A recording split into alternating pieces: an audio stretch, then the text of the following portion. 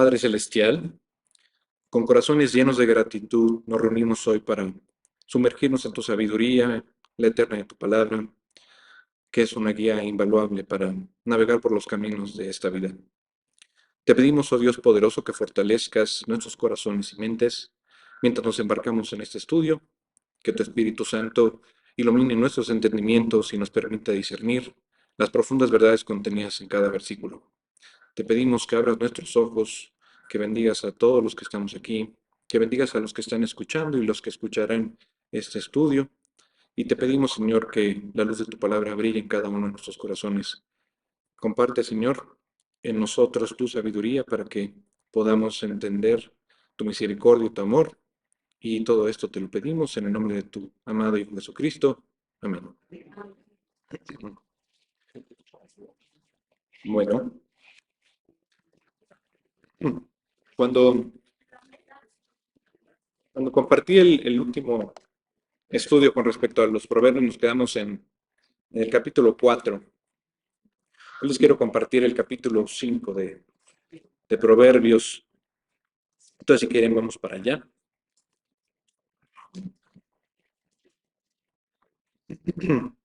Cambié un poquito el formato, a ver si lo notan o no lo notan, si les gusta o no les gusta. Según yo, lo hice un poquito más puntual. Pero bueno, espero llegar al punto. El capítulo 5 de Proverbios dice, amonestación contra la impureza. En un principio yo lo llamo como un canto a la fidelidad y a la redención de Dios. ¿Por qué? Porque nos encontramos en un capítulo que resuena este canto a la fidelidad. ¿Por qué? Porque no solo es en el ámbito matrimonial, sino también en la relación más profunda que el ser humano puede establecer, que es una relación con Dios. ¿A qué me refiero?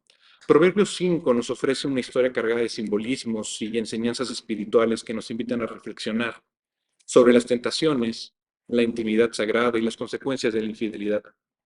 Al inicio nos vamos a encontrar con esa advertencia del padre sabio, en este caso Salomón, en donde él está dirigiéndose a su hijo con un tono urgente y preocupado, y le advierte sobre los peligros de la mujer extraña, cuyos labios destilan la miel y palabras dulces, pero que al final conducen a la amargura y a la destrucción.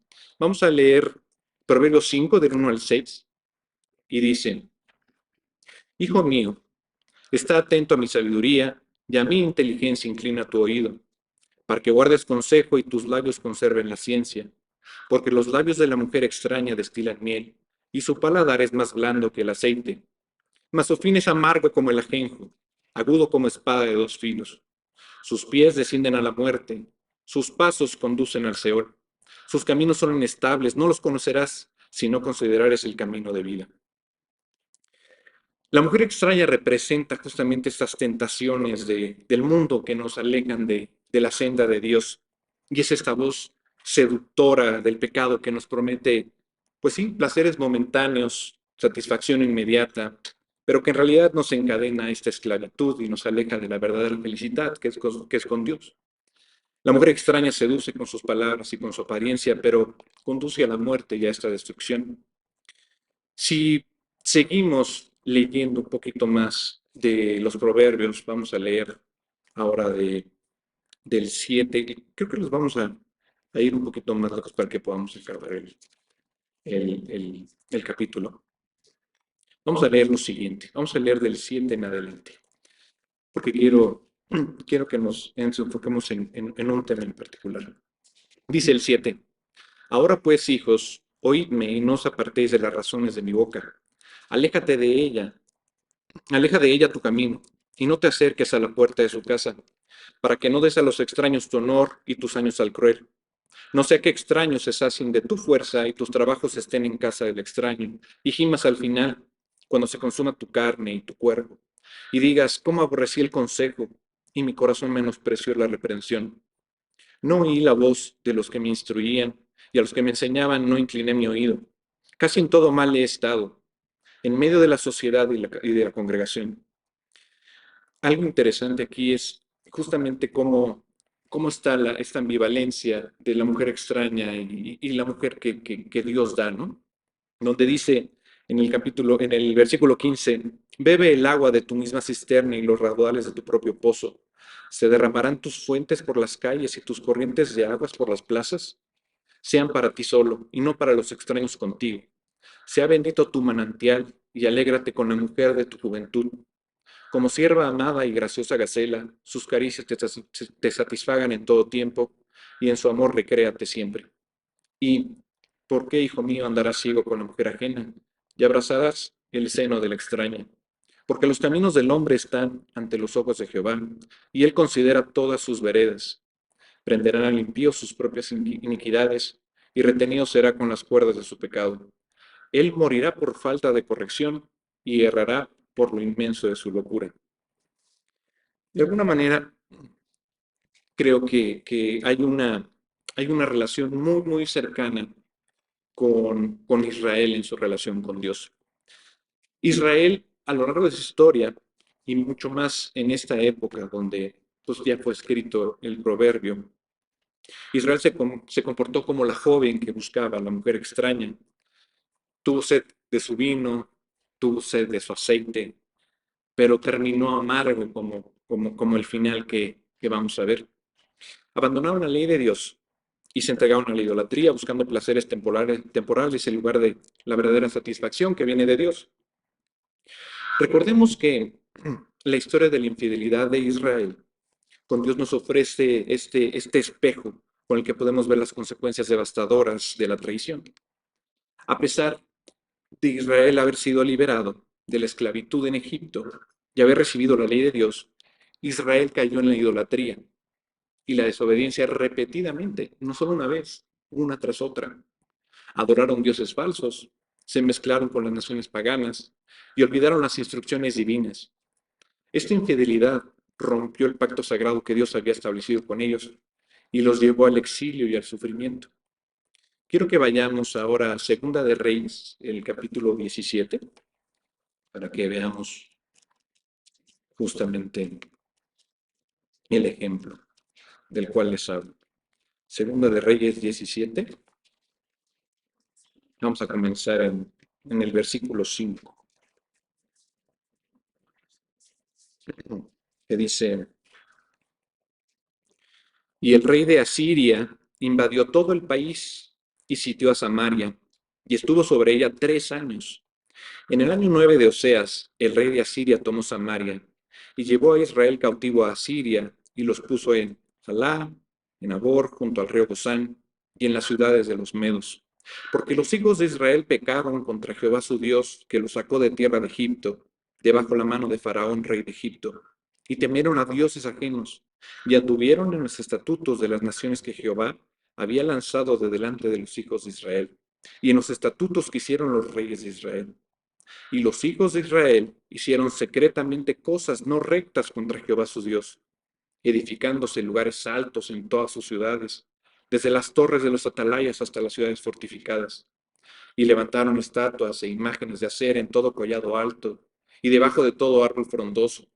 Y quemaron allí incienso en todos los lugares altos, a la manera de las naciones que Jehová había traspuesto de delante de ellos. E hicieron cosas muy malas para provocar a ira a Jehová y servían a los ídolos, de los cuales Jehová les había dicho, vosotros no habéis de hacer esto. Jehová amonestó entonces a Israel y a Judá por medio de todos los profetas y de todos los videntes, diciendo, volveos de vuestros malos caminos y guardad mis mandamientos y mis ordenanzas, conforme a todas las leyes que yo prescribí a vuestros padres y que os he enviado por medio de mis siervos los profetas. Mas ellos no obedecieron, antes endurecieron su cerviz, como la cerviz de sus padres, los cuales no creyeron en Jehová su Dios, y desecharon sus estatutos y el pacto que él había hecho con sus padres y los testimonios que él había prescrito a ellos. Y siguieron la vanidad y se hicieron vanos, y fueron en pos de las naciones que estaban alrededor de ellos, de las cuales Jehová les había mandado que no hiciesen a la manera de ellas. Dejaron todos los mandamientos de Jehová su Dios y se hicieron imágenes fundidas de 2 becerros y también imágenes de acera, y adoraron a todo el ejército de los cielos y sirvieron a Baal, e hicieron pasar a sus hijos y a sus hijas por fuego, y se dieron adivinaciones y agüeros, y se entregaron a hacer lo malo ante los ojos de Jehová, provocándole a ira. Jehová, por tanto, se airó en gran manera contra Israel y los quitó de delante de su rostro, y no quedó sino solo la tribu de Judá. Mas ni aun Judá guardó los mandamientos de Jehová su Dios, sino que anduvieron en los estatutos de Israel, los cuales habían hecho ellos hecho. Y desechó Jehová toda la descendencia de Israel y los afligió, y los entregó en manos de saqueadores hasta echarlos de su presencia, porque separó a Israel de la casa de David, y ellos hicieron rey a Jeroboam, hijo de Nabat, y Jeroboam apartó a Israel de en pos de Jehová, y les hizo cometer gran pecado. Y los hijos de Israel anduvieron en todos los pecados de Jeroboam que él hizo, sin apartarse de ellos, hasta que Jehová quitó a Israel de delante de su rostro, como él lo había dicho por medio de todos los profetas sus siervos. E Israel fue llevado cautivo de su tierra, Siria, hasta hoy. El hasta hoy hasta me suena, pues sí, tan fresco, ¿no? Tanto que sufre Israel por su propio pecado, ¿no? Pero hay algo hermoso en Proverbios y justamente en esta parte de Reyes, donde hay una promesa, ¿no? La restauración prometida y este nuevo amanecer que Dios tiene para su pueblo. A pesar de esta infidelidad de Israel, Dios nunca nos abandona, nunca lo abandona tampoco Israel, es por su amor por ellos, por su amor por nosotros. Les envió profetas para llamarlos al arrepentimiento y les prometió una restauración futura. Si quieren, vamos a Jeremías al 31, el capítulo 31, por favor.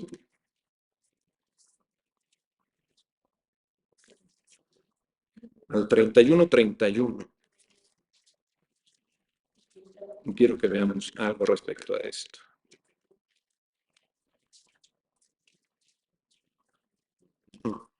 Jeremías 31, vamos a leer del 31 al 34. Dice, he aquí que vienen días, dice Jehová, en los cuales haré nuevo pacto con la casa de Israel y con la casa de Judá, no como el pacto que hice con sus padres el día que tomé su mano para sacarlos de la tierra de Egipto, porque ellos invalidaron mi pacto, aunque fui yo un marido para ellos, dice Jehová.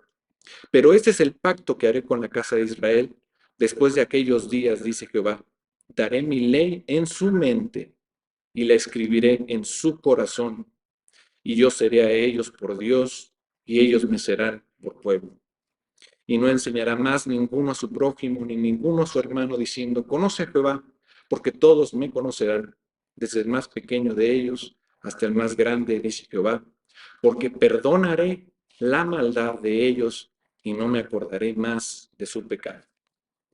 Esto es una promesa maravillosa en donde esta historia de restauración de Israel nos da la esperanza de, de estar en esta posible de redención, y nos recuerda que Dios siempre está dispuesto a perdonar a aquellos que se arrepienten sinceramente y vuelven a Él con un corazón humilde y contrito. En contraste con la mujer extraña de la que nos habla Salomón en el capítulo 5 de Proverbios, Dios nos invita a una intimidad profunda y exclusiva con Él. No ofrece su amor incondicional, perdón, nos ofrece su amor incondicional, su guía constante y su protección inquebrantable.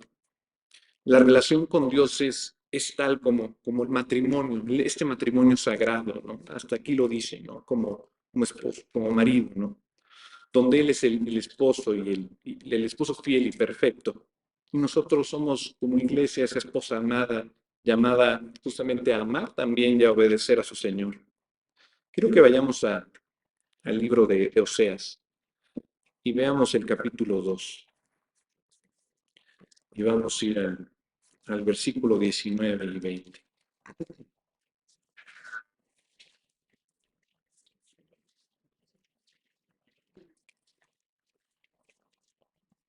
Vamos a ver lo que dice el profeta Oseas. Oseas 2, 19 y 20. Dice,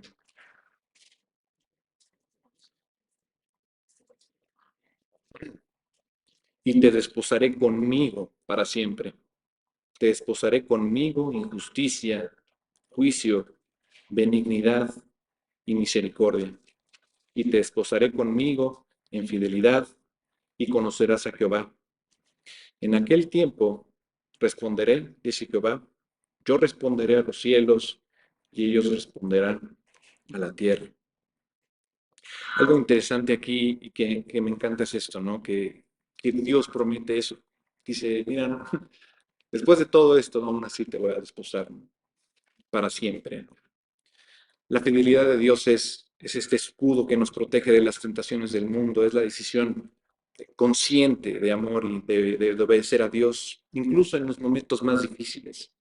Es la fuerza que nos permite resistir las seducciones del pecado y mantener unida nuestra relación con Él. La historia de Proverbios 5, junto con la narrativa que estamos viendo de la infidelidad, también nos lleva a la restauración de Israel, nos invita a reflexionar sobre nuestras decisiones y a buscar la vida de Dios para construir esta relación sólida, duradera y consistente con Él.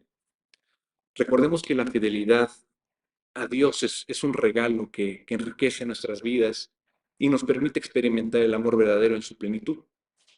Que esta historia nos inspire a mantenernos firmes en nuestra fe y a seguir el camino de justicia y a la obediencia sobre todo, para que podamos disfrutar de la intimidad con Dios y de las bendiciones que Él tiene reservadas para aquellos que le aman y le sirven con fidelidad. ¿Cuántas parejas cuando ustedes escuchan que dejó el marido a su mujer con el hijo y lo abandona? Pues cuántos no conocemos de esos, ¿no? Y después de que pase el tiempo, pues el mismo tiempo es el que te dice, ¿no? Cómo, cómo no es miel sobre hojuelas, sino en realidad sufren las dos partes, ¿no? Y sobre todo los hijos. Los hijos son los que más sufren, ¿no? Creo que de alguna manera la promesa de Dios en su palabra es esta, que justamente Él te recrea si tú lo obedeces, ¿no? Y pese a que hubo justamente toda esta infidelidad de Israel y que nosotros antes de conocer a Cristo, pues también la podemos tener, e incluso conociendo a Cristo cuando te vuelves y dices, no, no, como que hoy no quiero hablar con Dios, no quiero leer, y te alejas. Dios aún así, si tú eres su hijo, su hija, te jala con las situaciones. Me decía, me decía Miguel en la semana que cómo estaba, eh, que sentía algo, ¿no? Y bueno, pues es pastor. Ahora sí que él nos conoce a todos, ¿no? Y le decía, sí, hay ciertas cosas, ¿no? Resumiendo, fue que le dije, pues ya saben, parte de la familia, ¿no? Como ustedes saben, bueno, pues Tete ha estado recuperándose. Eh, Mi mamá también estaba recuperándose. Yo también, ¿no? Ahí mi doctora Denny sabe también, ¿no? Y bueno, la parte de salud pues no es ajena a nadie, ¿no? Todos vamos a enfermar, pero todo esto pues sí te llega a hacer, a tener esta pesadumbre, ¿no? Pero no por eso vas a ser infiel a Dios, ¿no? Sin embargo, cuando la cadenita empiezas como a poner más eslabones, ¿no? Y hablando de la infidelidad, donde la mujer extraña te pone estas cadenas, ¿no? Hablando de la infidelidad con Dios y ves que cada eslabón es como un problema y vas que va creciendo y va creciendo y va creciendo. Hay personas que tienen una gran cadena, ¿no? Pero esa no se la dan a Dios, no permiten que Dios los libere, que Dios los corte, que uno vaya con Él. Y de repente, todos estos días que igual no fuiste con Él, no leíste, no oraste, pues es como decía David después, ¿no? Dice, pues obviamente todo mi verde mi campo, ¿no? Se hizo seco. Y hoy lo vemos, ¿no? Hoy lo podemos experimentar porque en este mundo, pues sí, por lo menos nos ha tocado una gran sequía, ¿no? Y poco a poco, pues ya no hay agua, poco a poco el agua que hay, pues, se contamina. Y entonces empieza el eslabón y cada cadena y cada cadena. Pero la palabra de Dios y justamente la garantía de Dios de la restauración, ahí está y tenemos que ir con Él. Y como decíamos en el estudio, siempre que alguien va con un corazón contrito, un corazón humillado, un corazón dispuesto a aprender, dispuesto a amar, dispuesto a obedecer a Dios, Él no nos va a dejar. Él no nos va a dejar, así como no va a dejar a su pueblo Israel, hasta que ellos crean en Jesucristo como su Hijo y hasta que Dios en nosotros nos convenza justamente cada día con el trabajo que hace para que nosotros no nos desprendamos de él, que sea esto eterno y que podamos aprender del libro de Proverbios, cómo te pone esas dos fases, ¿no? La infidelidad y la fidelidad, ¿no?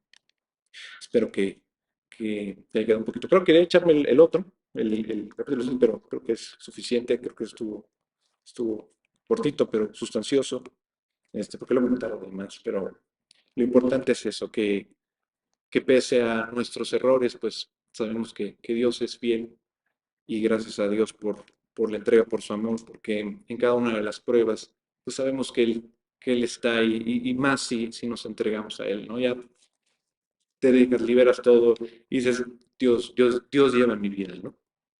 Bueno, muchas gracias. Sin duda alguna,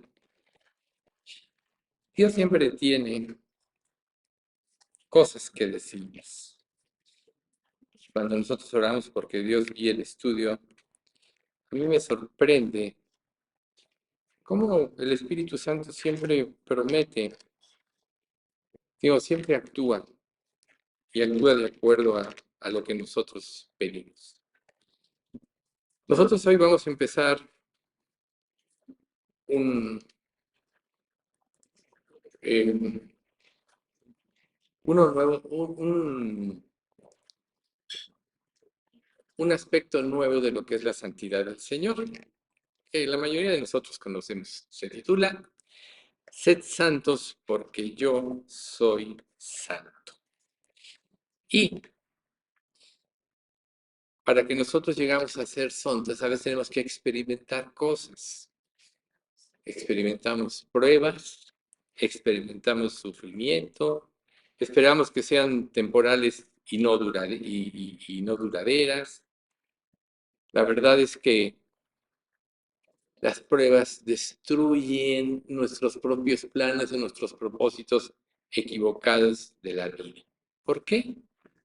Porque el propósito es que nosotros crezcamos en santidad. Recuerden que uno de los problemas que nosotros tenemos en relación con nuestro Señor Jesucristo es la diferencia de pensamiento. Nosotros tenemos una mente limitada en cuanto a la visión de las cosas y Dios tiene una mente ilimitada a tal grado, como ya hemos mencionado muchas veces, que todas las cosas estaban terminadas desde antes de la fundación del mundo. Dios, en su infinita sabiduría, todo lo hizo anticipadamente antes de concretar nada. Entonces, nosotros tenemos que aprender como creyentes a cambiar nuestros conceptos de la vida. Vemos, por ejemplo, a Job, una persona de quien Dios da testimonio, cómo él no entendía el porqué de sus pruebas. Dios mismo dijo, no hay hombre justo en la tierra como este. Y él cuando entra en las pruebas no entendía. Entonces, a veces nosotros tenemos que cambiar nuestros conceptos. Primero, nos tenemos que recordar que pasaremos una eternidad con Dios, donde ya no habrá tristeza, ni dolor, ni sufrimiento, y donde Dios enjugará toda lágrima de nuestros ojos. Estaremos siempre con Él y gozando de los beneficios de su amor eternamente.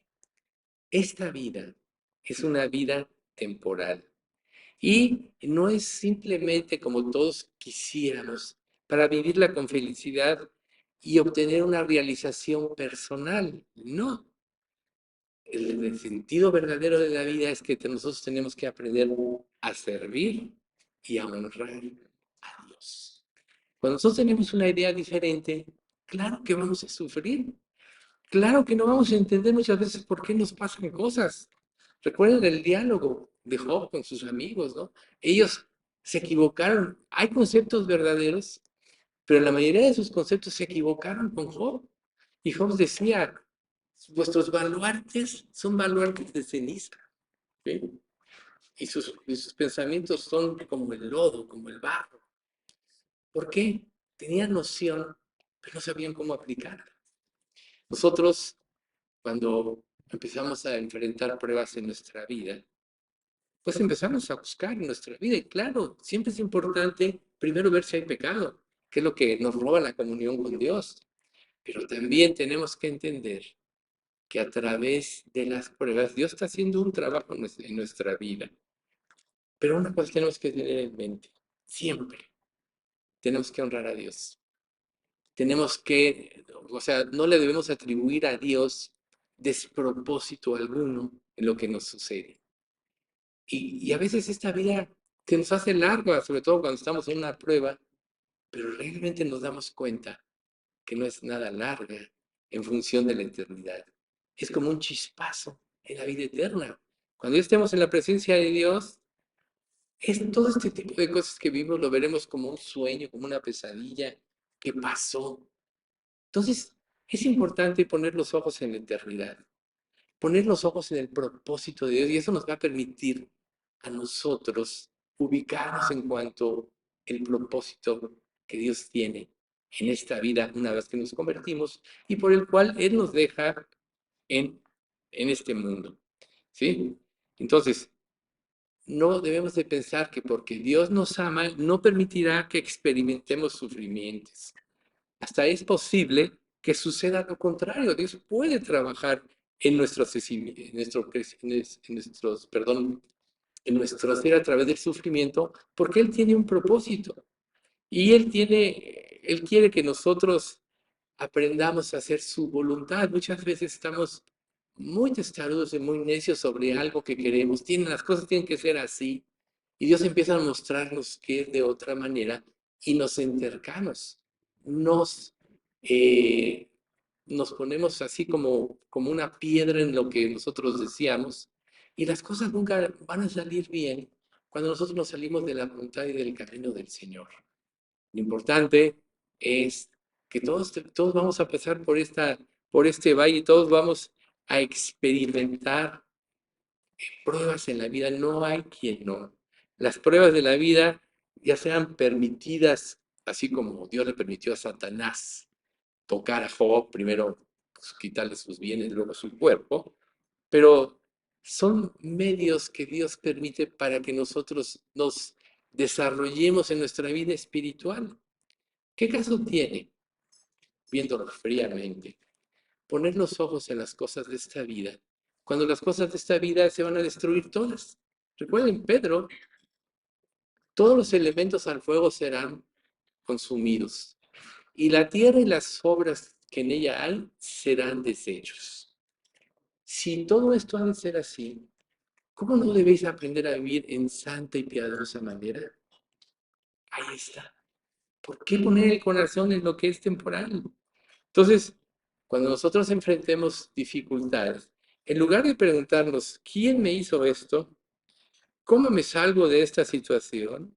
Más bien debemos preguntarnos, ¿qué puedo aprender de ellas? ¿Cómo puedo mejorar o cómo puedo afirmar mi carácter? Las pruebas nos arrancan el egoísmo. Casi, casi es como los hijos. Uno en la vida se enamora, se casa y todo es hermoso, pero cuando vienen los hijos ya todo es trabajar para los hijos y cuidarlos y ver por ellos, velar por su salud. Y cambia la manera de pensar. Todo lo que tú pensabas antes resulta que no fue así. Entonces, este es un ejemplo de cómo es esta vida y cómo Dios quiere trabajar con nosotros. Él quiere que cambiemos nuestra forma de pensar. Recuerden una cosa muy importante. El amor de Dios no puede ser ni limitado ni puede ser medido, por más que nosotros lleguemos a sufrir en esta vida, aunque no lo entendamos. Recuerden, Job nunca entendió, ni Dios le dio una respuesta del por qué, a final de cuentas. Pero hay promesas como esta, por lo cual estoy seguro que ni la muerte, ni la vida, ni ángeles, ni principados, ni potestades, ni lo presente, ni lo porvenir, ni lo alto, ni lo profundo, ni ninguna otra cosa creada nos podrá separar del amor de Dios en Cristo Jesús, Señor nuestro. sea, nada nos puede separar del amor de Dios. Entonces, ¿qué es lo más importante para nosotros?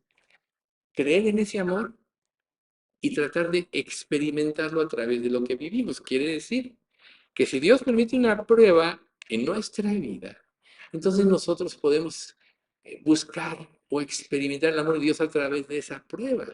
Las pruebas nos quitan la suficiencia, nos arrancan el egoísmo, nos cuestionan en cuanto a nuestros caminos, cambian nuestra manera de pensar. ¿Sí? Hace rato estaba leyendo que las pruebas son como una sequía.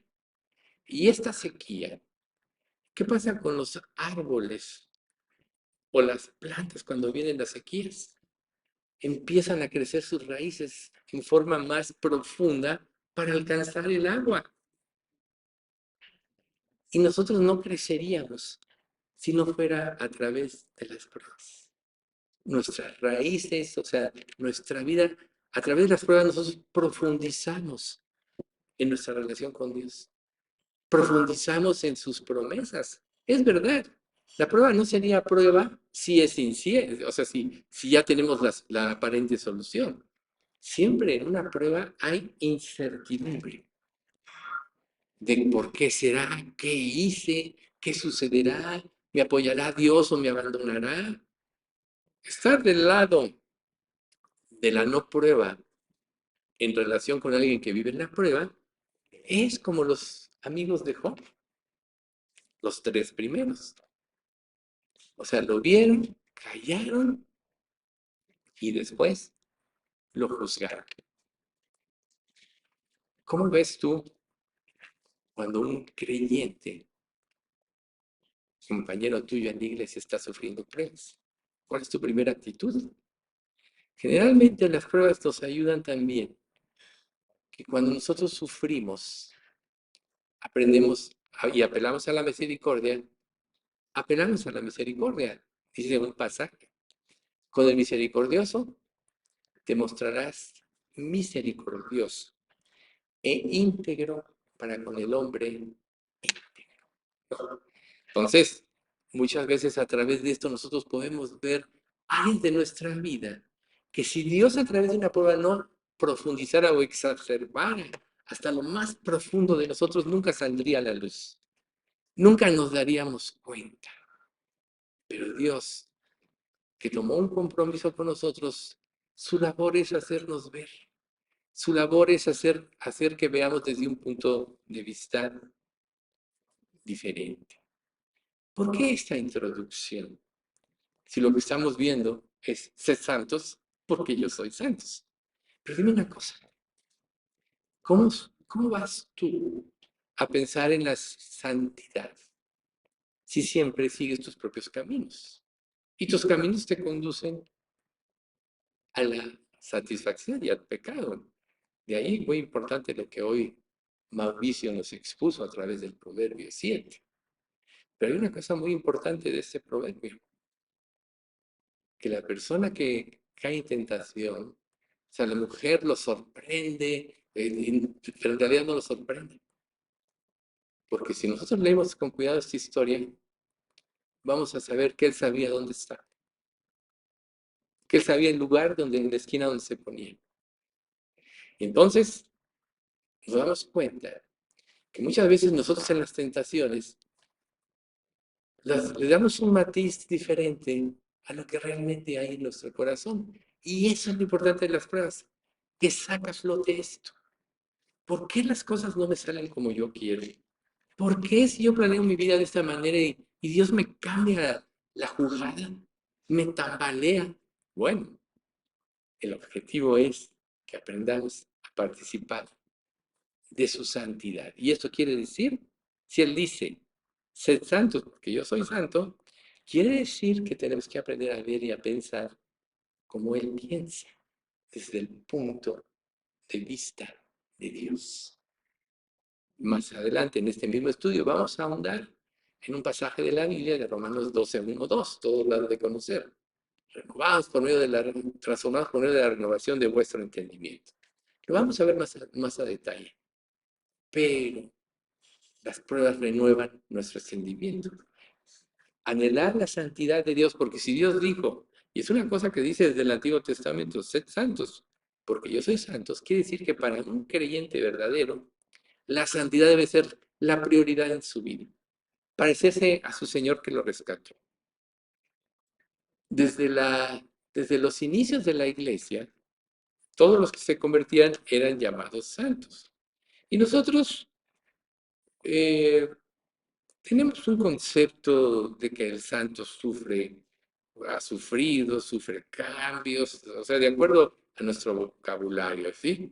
O sea, tenemos la imagen de una persona súper recta, intachable, que trascendió en relación de todos los demás. Por ejemplo, la Iglesia Católica Romana pues, ha idealizado a ciertas personas a los que canonizan, ¿verdad? Que tuvieron una vida aparentemente ejemplar y los canonizan como personas diferentes, muy especiales, como heroínas. Pero en realidad, la palabra de Dios llama santo a una persona común y corriente que se convierte a Dios. ¿Sí? O sea, el concepto idealizado de la religión católica es errado totalmente. ¿Por qué? Porque santo es separado o apartado para Dios. Y desde el momento que nos convertimos, que Dios nos salva, Él ya nos selló, ya nos apartó, ya nos predestinó, ¿sí? Ya nos cambió el futuro. Pero todo esto va en relación a el plan eterno de Dios. No limitemos el poder y la sabiduría de Dios a lo temporal. Eso es lo que muchas veces es nuestro tropiezo, que solo vemos lo temporal. ¿Por qué? Porque buscamos la autosatisfacción. Y el principio del pecado es buscar la autosatisfacción. O sea, yo voy a tener satisfacción independientemente de lo que tú digas, Dios. A mí lo que me importa es el aquí y el ahora, ¿no? ¿Cuántos dichos así no hay? Acabémonos el vino antes de que el vino acabe con nosotros. Frases así. ¿Quién no ha oído esa frase? ¿No la han oído? Pues es muy común entre las personas, ¿no? Pero son frases que la gente usa. Pero en realidad, desde el momento en que Dios nos sella y nos aparta, ya nuestros objetivos en la vida deben de cambiar. Nos tenemos que proyectarnos, nuestro anhelo debe ser como Jesús, parecidos a Él. Sabemos que esa obra no la podemos llevar a cabo nosotros, acabaríamos frustrando. Por eso es que el falso convertido empieza a tratar de cumplir todos los requisitos cristianos. Vamos a suponer que aquí en una iglesia hay un falso convertido. Pues empieza a orar, empieza a hacer, empieza a decir. Pero conforme Dios va avanzando, va a llegar el momento en que llegue al límite de sus fuerzas. Podríamos decirlo de otra manera, al límite del esfuerzo humano por cambiar. Ya los primeros capítulos de Romano nos dicen que no podemos cambiar, que todos pecamos, que estamos destituidos de la gloria de Dios. Y nosotros sabemos que si tan solo un ser humano, independiente a Cristo, obviamente, tan solo un ser humano cumpliera la ley, no moriría. Porque eso dice la ley. El que cumpla mis mandamientos vivirá por ellos y no morirá. Todos la incumplimos. Por tanto, tratar de llevar a cabo un cristianismo a través de el esfuerzo humano está garantizado el fracaso y la deserción. De ahí la importancia de sugerirles que chequen su vida. Examinaos a vosotros mismos si estáis en la fe. Probaos a vosotros mismos. ¿O no sabéis que Jesucristo está en vosotros? A menos que estéis reprobados. Tenemos que estar examinando. Si Dios te confirma que estás en la fe, entonces tú debes de saber que ya no eres la misma persona de antes. De modo que si alguno está en Cristo, nueva criatura es. Las cosas viejas pasaron. He aquí todas son hechas nuevas. Esta promesa o esta aseveración de Romanos 2 Corintios 5:17, esta aseveración, ¿es solo una ilusión o es una verdad? Es una verdad. El que está en Cristo es una nueva persona. Volvió a nacer, lo que Jesús le dijo a Nicodemo en el capítulo 3 de Juan. El que no naciere de nuevo no puede entrar en el reino de Dios. Entonces, si ya somos salvos, si Dios ya nos cambió, quiere decir que las metas de nuestra vida, la manera de pensar en nuestra vida, ya no se va a enfocar en lo temporal, porque todo lo que hay en este mundo tiene relación con el pecado. Si no, primero de Juan 2:15 al 17 diría, no améis al mundo ni las cosas que están en el mundo. Si alguno ama al mundo, el amor del Padre no está en él, porque todo lo que hay en el mundo, los deseos de la carne, los deseos de los ojos y la vana gloria de la vida no proceden del Padre, sino del mundo. Y el mundo pasa y sus deseos, pero el que hace la voluntad de Dios permanece para siempre. Entonces, tú te podrás preguntar, bueno, pero qué extraño, ¿por qué? Y hace poco alguien hizo una pregunta relacionada con esto. ¿Por qué, si nosotros somos santos, por qué tengo que estar luchando contra el pecado? ¿Por qué tengo que luchar cada día con las tentaciones? ¿Por qué donde más soy atacado es en mis áreas de debilidad? Pues ahí empieza la respuesta de Dios de las pruebas. Porque a través de la prueba, Dios nos muestra nuestra debilidad. Y Él, a través de la prueba, nos va a sanar, nos va a fortalecer, nos va a ayudar a corregir. ¿Cómo lo va a hacer? Primero va a cambiar nuestra mente. Nosotros caemos y caemos y caemos en el pecado porque todavía estamos bajo la influencia de nuestra antigua manera de pensar. Esa es la razón. Pero Dios dice que Dios nos dio la mente de Cristo, una nueva estructura de pensamiento, una nueva manera de pensar. Ahí es donde tenemos que concentrarnos. La prueba, cuando hay pecado, cuando hay suficiencia, cuando hay arrogancia, siempre nos lleva al arrepentimiento. Y el arrepentimiento cambia nuestra mente. ¿Por qué podemos saber que una persona no se ha arrepentido? Porque no cambia. Una vez yo le dije a una persona que venía aquí, le dije,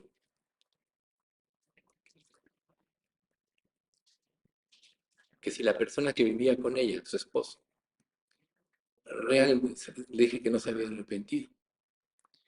Me dice, ¿pero por qué? Si lee la Biblia y esto. Digo, porque no ha cambiado su manera de pensar. Y tú puedes saber que no te has arrepentido porque no has cambiado tu manera de pensar. Porque cuando tú te arrepentiste, Dios te libera. ¿Qué produce el pecado? Esclavitud. El que hace pecado, Romanos 8:34, Juan 8:34, el que hace pecado, esclavos del pecado. Estamos esclavizados al pecado. ¿Qué produce el arrepentimiento? Conoceréis la verdad y la verdad os hará libres. Así que si el Hijo libertares, seréis verdaderamente libres. Romanos 8:32 y 36. Ahí está. Entonces, el camino a la santidad es un camino por medio del cual nosotros vamos a través del trabajo que hacen nuestras vidas, pareciéndonos cada día más y más a Jesús. Y esto va a implicar que nosotros vayamos cambiando la mente, que vayamos pareciendo más a Jesús, que vayamos renunciando a aquella forma de pensar, que si nos ponemos a analizar un poquito nuestra vida si ya nos convertimos, ¿por qué razón veniste a Cristo? De alguna manera veniste a Cristo porque te dabas cuenta que había pecado en tu vida, que no podías controlar las circunstancias y que no podías tener victoria, sino que hacías lo que Pablo dijo, ¿no? Porque no hago lo que quiero, sino lo que aborrezco, eso hago. Y si hago lo que no quiero, apruebo que la ley es buena y que el mal está en mí, porque según el hombre interior me deleito en la ley de Dios. Pero veo otra ley en mis miembros que me lleva cautivo al pecado. Miserable de mí, dice Pablo. ¿Quién me librará de este cuerpo de muerte? Capítulo 7 de Romanos. No, pues ahí está. No hago el bien que quiero, sino lo que aborrezco. Entonces, ¿qué pasa si tú haces lo que aborreces? Estás en esclavitud del pecado. No estás siguiendo el camino de santidad que necesitas. Reconocerlo para que arrepentirte, para que Dios te cambie la mente. Nosotros ya sabemos que el primer ataque siempre es a nuestra mente. Siempre es a nuestra mente. Y Santiago, el otro día lo mencionamos, pero ahorita me gustaría leerlo específicamente. Y Santiago nos marca con claridad este proceso, porque dice, 1:13 de Santiago, porque Dios no puede ser tentado, dice, cuando alguno es tentado, no diga que es tentado de parte de Dios, porque Dios no puede ser tentado por el mal, ni él tienta a nadie, sino que cada uno es tentado cuando de su propia concupiscencia es atraído y seducido. Entonces la concupiscencia, después que ha concebido, da luz al pecado y el hecho consumado da a luz la muerte. Ese es el camino. Empieza el ataque aquí. Si tú lo consientes, empieza a trabajar, a cambiar tu mente. Te lleva a rebelarte en contra de Dios y sus principios. El pecado empieza a tomar control de tu vida y te empieza a esclavizar al grado que ya no eres dueño de tu voluntad. Y entiendes la consecuencia, la ejecución de lo que en tu mente fue. Pero en realidad el pecado empieza en la mente. Por eso Jesús dijo, oíste que fue dicho, no cometerás adulterio. Pero yo os digo que cualquiera que mira a una mujer ya adulteró con ella en su corazón. El pecado empieza en la mente. Entonces, Dios a través de su trabajo, a través de las pruebas, empieza a tratar con nuestra manera de pensar, empieza a liberarnos de la esclavitud. ¿Cómo? O sea, ¿cuál es la consecuencia del pecado? El sufrimiento. A veces por un momento de satisfacción puedes echar a perder tu vida. Ejemplo, David. David Dios lo perdonó y Jesús decía, ¿quién como David? Tanto que le prometió que su Mesías, Salvador, iba a venir de su descendencia. Pero si analizamos todas las consecuencias que él tuvo por un momentito de debilidad, si él hubiera sabido, jamás lo hubiera hecho. Un hijo viola a su hija, luego el otro mata a este hijo, luego este que lo perdona se revela y le quiere arrebatar el reino. ¿Y cuántas otras cosas nos sucedieron?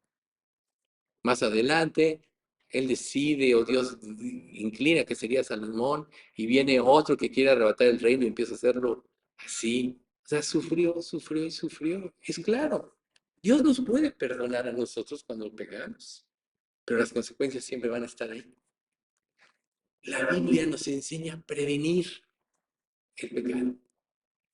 Y todo empieza anhelando el camino de la santidad. Porque, a ver, tú puedes decir, bueno, esto me seduce, me cautiva, y siento que me voy a hacer feliz en esto, pero si vas más allá y te empiezas a imaginar cuántas posibles consecuencias puede haber, hay un principio que se enseña en las universidades que se llama el árbol de la decisión. Y en el árbol de la decisión tú empiezas a poner de un concepto las posibles variantes que puede haber. Y cada variante tiene ramificaciones, por eso se llama árbol, ¿no? Cuando empiezas a analizar, puedes llegar a la mejor conclusión, se supone. Pero si no analizas, vas a tomar decisiones viscerales. Sin pensar, te vas a guiar por tu propio instinto y van a venir las consecuencias. Que quizá no, pero la Biblia está llena de advertencias.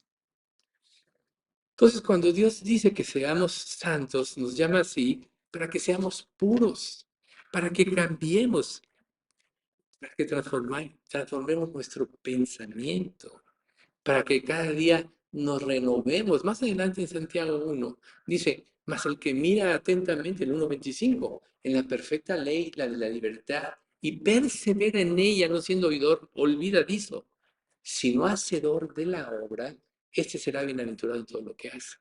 Y esto no quiere decir que no va a sufrir, no va a experimentar pruebas, sino que siempre saldrá adelante de ellas, de cualquiera que se presente. Entonces, la palabra santo se aplica a personas cuando Dios las selecciona, cuando Dios los aparta y empieza siempre por Dios. ¿Qué significa para Dios? Tú dices, bueno, Dios me llama santo porque creí en Cristo y ya me apartó Dios. Pero la palabra santo para Dios es diferente. Implica absoluta pureza, absoluta pureza. Y nosotros, para crecer en santidad, tenemos que empezar a aprender a pensar, no de acuerdo a cómo piensa esta vida, ni los conceptos que te da de felicidad de esta vida. Porque si fueran válidos todos los conceptos que vemos a lo largo de todo lo que se exhibe a través de las noticias, a través de libros, a través de películas, a través de muchas cosas, este mundo sería un paraíso. Si fuera una realidad que los conceptos de este mundo te llevan a la felicidad. Sin embargo, cada día vemos un mundo más vacío que se va hundiendo más en el pecado y la maldad. Esa es la consecuencia del pecado. Dios quiere que le temamos, pero tenemos que tener algo más fuerte. Necesitamos algo más fuerte y poderoso para vencer. Y ese es Dios. Por eso cuando nos convertimos, Dios nos da su Espíritu Santo. No podríamos. Pero recuerden lo que dice Ezequiel 36:27. Y pondré dentro de vosotros mi espíritu, y yo haré que andéis en mis estatutos, y guardéis mis preceptos, y los pongáis por, por obra. ¿Crees tú en el yo haré? Si tú crees en el yo haré, vas a ir por el camino de la santidad. Porque vas a saber que tienes una fuerza, Dios en ti. ¿Qué más grata experiencia o qué más acto de grandeza Dios nos da de hacernos partícipes de la naturaleza divina? El hecho de que el Espíritu Santo entre en tu corazón es que eres partícipe de la naturaleza divina y además es el sello de la salvación, es el pasaporte al cielo, pero es el que te ayuda a entender, el que te ayuda a entender la Biblia, el que te ayuda a cambiar tu manera de pensar. Entonces, cuando nosotros vemos en el Antiguo Testamento que Dios hizo una nación especial, Israel, y la escogió para darle una comisión especial, que esto es que Cristo viniese a través de la descendencia de Abraham, Isaac, Jacob, más adelante.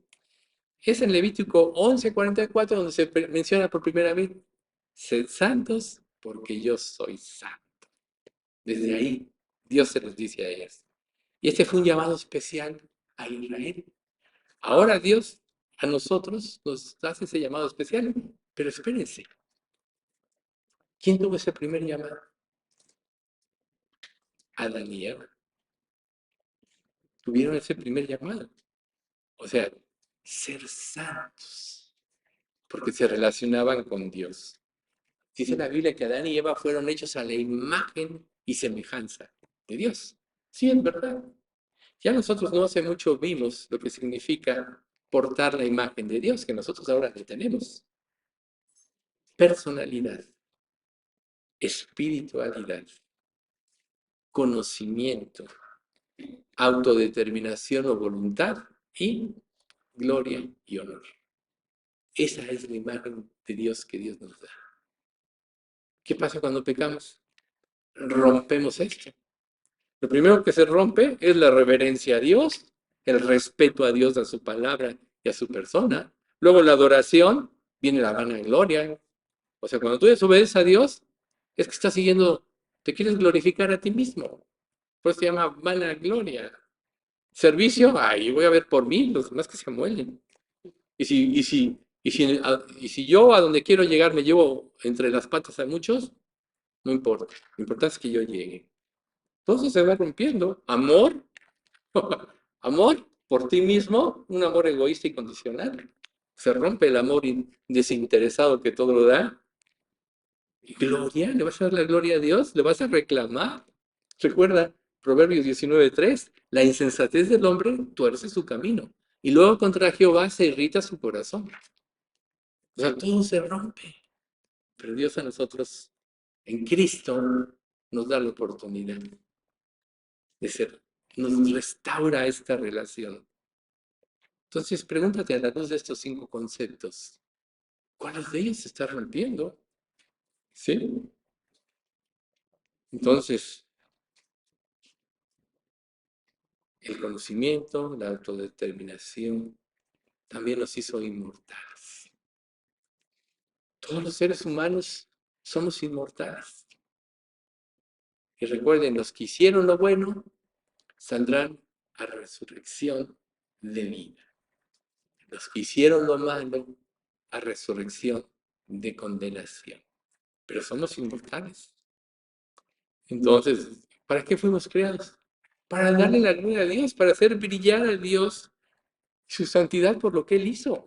¿No acaso lo primero que perdemos con el pecado es eso? ¿No lo primero que hicieron Adán y Eva fue huir de Dios cuando pecaron? ¿Sí? Quizá el placer pueda ser muy divertido, pero es temporal y destruye. Siempre la autosatisfacción te va a llevar al pecado. Pero cuando tú vives para agradar a Dios, entonces vas a cambiar. Y ahí va a cambiar tu mente. ¿Honrará a Dios el vocabulario que yo estoy usando? ¿Honrará a Dios como yo miro? ¿Honrará a Dios lo egoísta que me estoy portando con otras personas? Tan solo empieza a preguntar eso y eso puede normar tu vida de una manera muy clara. Lo que hagas como creyente, hazlo para la gloria de Dios. Y ese te va a dar el parámetro correcto. Cristo nos puso el ejemplo. Dice, nadie me quita mi vida. Yo la pongo por mí mismo. Tengo poder para ponerla y tengo poder para volverla a tomar. Ese mandamiento recibí de mi Padre. Cristo voluntariamente se ofreció. O sea que cuando tú empiezas a ser como Dios, empiezas a darte a los demás. Nada de competencias. Entonces, ya le di mucho, ya le voy a dar menos, ¿no? Y dices, no, o sea, te vas a dar. Darte es darte. Ese es el éxito del matrimonio. El fracaso es pensar que con la persona que te vas a casar te va a satisfacer, te va a complacer. Pero deja que pasen unos días después de que te cases. Vas a ver que no es así. A menos que ames verdaderamente. A menos que vayas con la mente clara de a qué vas. Igual pasa con los hijos. Los hijos son un regalo de Dios, pero son la más grande responsabilidad que Dios nos da. Y por eso es que empieza a cambiar la manera de pensar. ¿Sí? Entonces, si nosotros en esta vida seguimos el placer y la felicidad, nos vamos a desviar. Vamos a caer en pecado y el pecado siempre va a entorpecer nuestra relación con Dios. Recuerden, el pecado puede ser placentero, pero nunca va a traer felicidad. Es momentáneo, pero recuerden que nuestra conciencia está de parte de Dios. Nunca nadie puede disfrutar el pecado porque su conciencia le dice, estás haciendo mal, no mereces ser feliz. Pero ¿qué pasa si como creyente dices, por nada estés afanoso, sino sean tus peticiones conocidas delante de Dios en toda oración y ruego con la acción de gracias? Si Dios, le pides algo a Dios, aunque sepas que lo puedes tener, pero se lo pides a Dios y Él te lo concede, eso que Dios te concede, lo vas a poder disfrutar totalmente. Porque no hay mala conciencia, porque es a través de Dios, ¿ven? Por eso es que toda buena dádiva y todo don perfecto desciende de lo alto, del Padre de las luces, en el cual no hay mudanza ni sombra de variación. Entonces, si nosotros entendemos todo esto mentalmente, Entonces, ¿por qué siempre estamos tentados a pecar? ¿Cuál es la diferencia entre la felicidad y el placer? ¿Vas a cambiar la felicidad por el placer? La verdadera felicidad viene de un estado de armonía y paz con Dios, donde Dios te permite disfrutar de todo. Pero si Dios es santo, estamos hablando de esto. ¿Tú crees que Dios te va a permitir disfrutar del pecado? Pues claro que no, claro que no. Por eso todo viene a través de Dios. Alzad vuestros ojos a los cielos y mirad abajo a la tierra. Todo nuestro pensamiento y toda obra nuestra debe ser de esta manera, a través de Dios, a través de la aprobación de Dios. Y cuando Dios te muestra que no, entonces también vas a estar contento. Porque cuando Dios te dice que no, se te va a quitar el afán, la ansiedad, porque sabes la consecuencia de la desobediencia. ¿Y cuál fue la consecuencia de la desobediencia? Solo vamos a repasar Génesis 3:6. Adán y Eva. Y vio la mujer que el árbol era bueno para comer, el árbol prohibido, el pecado, y era agradable a los ojos, y árbol codiciable para alcanzar la sabiduría. Y tomó de su fruto y comió. Y dio también a su marido, el cual comió así como ella. Pero aquí la frase importante, y así es como se presenta el pecado. Bueno para comer, agradable a la vista de los ojos, codiciable para alcanzar la sabiduría, la felicidad, ¿verdad? ¿Y qué les costó? Nosotros estamos sufriendo las consecuencias de esta decisión. Imagínense si hubieran imaginado cuántos miles de millones de personas iban a sufrir por esa decisión, pero no tuvieron la capacidad de ir más allá, porque no habían profundizado en su relación con Dios. Por eso qué bueno que vengas a estos estudios y que aprendas. Pero tu aprendizaje va a ser limitado si tú no te metes a la palabra de Dios a aprender directamente de Dios. Recuerden, si realmente ya eres salvo y tienes el Espíritu Santo, Él te va a enseñar, Él te va a mostrar, Él te va a abrir los ojos. Y cuando vengas a un estudio como este, entonces vas a confirmar la verdad y todo se va a afirmar en ti. Pero ¿qué pasa si tú no profundizas en la palabra? Muy en lo profundo, el tipo de decir, bueno, este dice esto, pero las cosas son así. Es muy exagerado. Nos quiere quitar la felicidad, etcétera. Nos quiere imponer una forma de pensamiento. Entonces, ese tipo de cosas pueden pasar por tu mente. Es porque no estás profundizando en la palabra de Dios. Por eso es que la Biblia debe ser tu libro de libros. Por eso en 1 de Pedro 2:2 desead con los niños recién nacidos la leche espiritual no adulterada. Quiere decir que no interpretada por ningún pensamiento humano para que por ella crezcas para la salvación. Pero cuando tú lees la Biblia y entonces vienes a un estudio y se confirma lo que dice la Biblia con lo que dice el estudio, se afirma tu pensamiento, se levanta tu convicción. Si no, todo lo vas a cuestionar. Entonces, la pregunta es, ¿alguna vez has hecho algo con ganas, aún sabiendo que tu mente y tu corazón te dicen que no? Bueno, tu mente, el corazón es engañoso. Yo creo que todos. Si alguien dijera no, yo nunca, sería un mentiroso. Por eso Pablo concluye en lo que dijimos hace rato en Romanos 7:27-24. Miserable de mí. ¿Quién me librará de este cuerpo de muerte? Pues ahí es donde tenemos que aprender a confiar en Dios. No importa qué pruebas traiga tu vida, cada prueba tiene un propósito de llevarte a la santificación. No importa que sientas que el mundo se te viene encima. Tenemos promesas como la de Hebreos 4:16. Acerquémonos confiadamente al trono de la gracia para alcanzar misericordia y hallar gracia para el oportuno socorro. Oportuno. Dios nunca va a dejar que pases de ahí, a menos que tengas un pensamiento equivocado. Entonces, la palabra santo nos llama a ser santos, que también tiene como equivalencia consagrado para Dios. ¿Qué entiendes tú por ser consagrado? Vivir para Dios, vivir para hacer su voluntad, vivir para complacerte. Eso debería llenar nuestra mente y la palabra de Dios nos ayuda. Deja de leer la Biblia y naturalmente vas a ver que empiezas a vivir para ti mismo. Pero nosotros tenemos que saber que hemos sido separados. Dios nos selló. Hemos sido llamados a vivir una vida diferente, que Él no nos le exige por sí mismo, sino que Él dice, ven a mí y yo la produciré, ¿no? Hebreos 13:21. Haciendo Él en vosotros lo que es agradable delante de Él por medio de Jesucristo. Entonces, la vida cristiana es una vida de no conformidad. ¿No conformidad a qué? Al mundo y a sus ideas.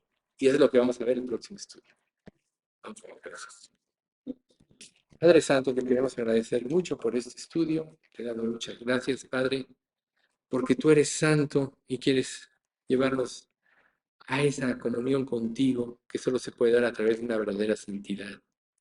Nosotros, Padre, reconocemos que somos débiles, que somos pecadores, pero también te damos gracias porque diste a tu amado Hijo Jesucristo para librarnos de la esclavitud y pecado y trasladarnos al reino de tu amado Hijo.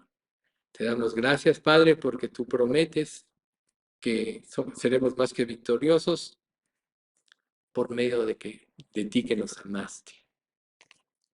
Gracias te damos por nuestra iglesia y te pedimos que sigas haciéndola crecer en amor, en santidad y que podamos darte gloria el día que tú nos visites. Padre, te queremos pedir, especialmente hoy por Margarita, que no pudo venir porque le volvió a dar su vértigo. Sánala, Señor, y tráela pronto con nosotros. También te pedimos, Padre, por todos los padecimientos que tenemos aquí, físicos, que tú nos alivies y nos des soluciones. Y por último, Padre, te queremos pedir por Rosita, que hoy es día de su cumpleaños. Te damos gracias por su vida.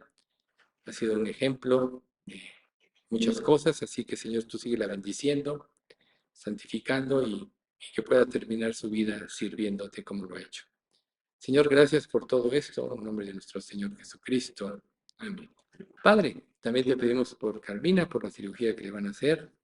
Pues tú, Padre, guía a los médicos a que hagan lo que tienen que hacer exactamente como tienen que ser, que no hay error, Señor. Sabemos que el ser humano comete errores y puede haber muchas variantes que puedan hacer que algo salga mal, pero la ponemos en tus manos, confiando en que tú harás toda circunstancia para que ella salga bien, Señor, y se recupere rápido.